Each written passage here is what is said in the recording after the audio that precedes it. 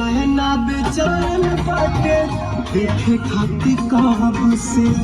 मिलन के अगिया दिल में जहरा तब से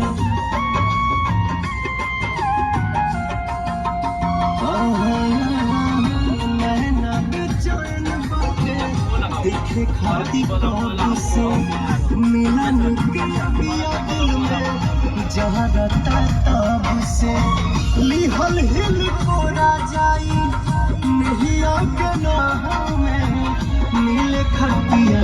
जइहा बलमुआ के गाँव में मिले खटिया